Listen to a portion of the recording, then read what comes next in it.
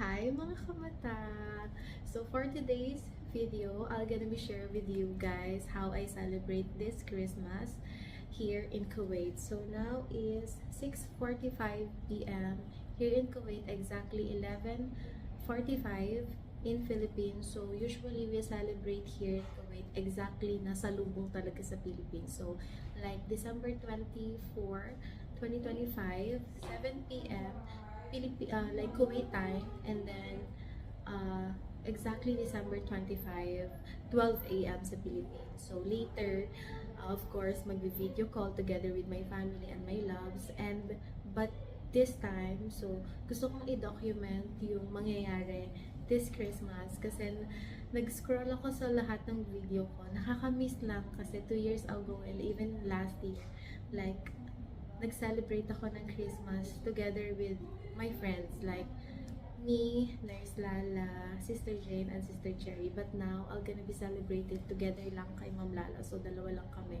Because Sister Cherry, for good na siya sa Philippines. And si Sister Jane naman, she had her vacation sa Philippines. So, kaya dalawa lang kami. At yun lang, nakakamiss kasi though hindi kami kompleto, so kailangan pa din namin i-celebrate yung Christmas. At we're happy naman kahit dalawa lang kami.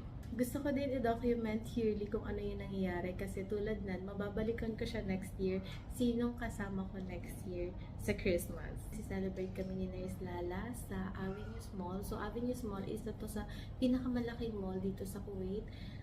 Bale, out namin is 7 p.m. exactly 12 a.m.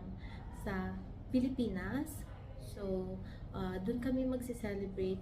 Actually, hindi pa namin alam kung saan kami kakain, but gusto ko lang i-document kung ano yung mangyayari this Christmas na magsi-celebrate kami. Gusto ko lang po kayong i-greet ng Merry Christmas at mag-enjoy kayo kasama yung family nyo kasi bibihira lang yan.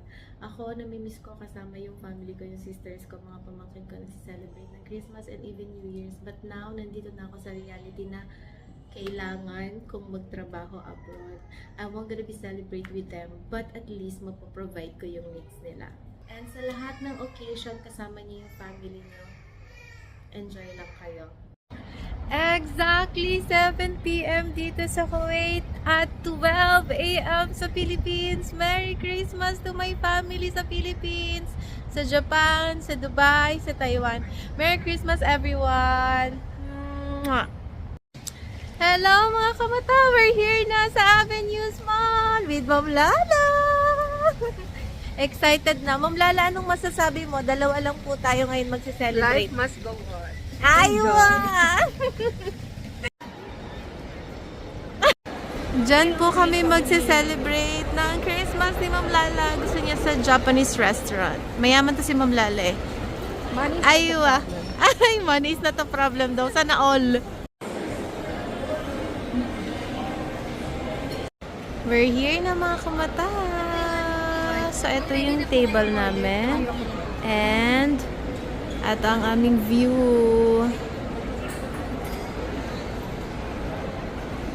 Let's eat mga kamata.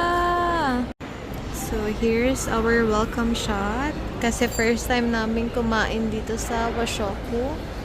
So, merong cherry something and chicken with cucumber.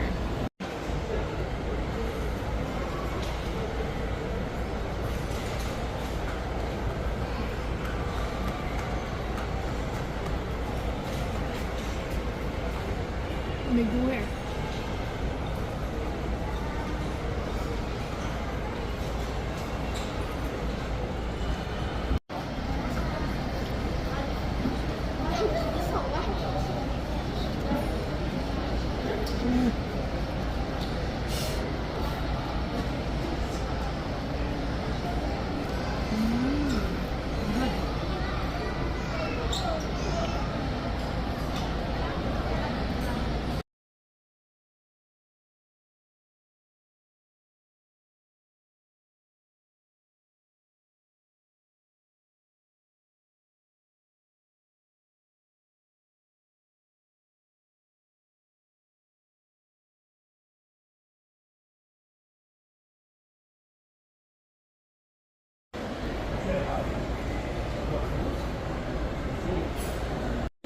Let's eat mga kamata!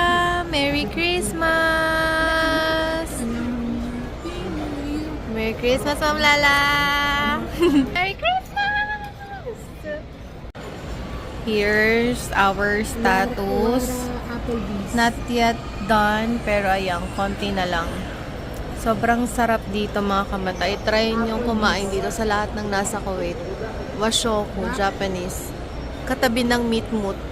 Katapat ng itong Cheesecake Factory and ito. Highly recommended mga kamata. As in, ang sarap. Hi mga kamata! We're done ng kumain. So ngayon, pupunta kami ni Ma'am Lala ngayon. Mag-shopping kami. Punta kaming H&M. Inshallah may sale. So first stop sa Foot Locker. So bumili ako ng magandang medyas. Jordan sock. Black, white, and red. So cute. So next, I'm here in H&M. Nagbila ko ng gift kay Mitch, Marie at kay Mariam. Ayan na, ready na ang ating gift sa tatlo. And now, since nasa Avenues, hindi tayo pwedeng umalis ng walang tinapay sa IKEA. Sana swertihin, sana meron pa pong tinapay.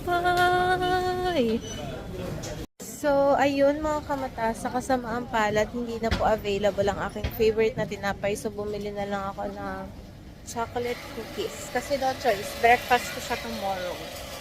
Hi mga kamata! So, nandito na ako sa flat. Ayan na lahat yung pinamili natin. At super happy ko kasi may surprise sa akin ng Christmas gift. May nagbigay po sa akin ng Christmas gift. Hindi ko akalain na bibigay siya ng Christmas gift. Sobrang na-surprise ako.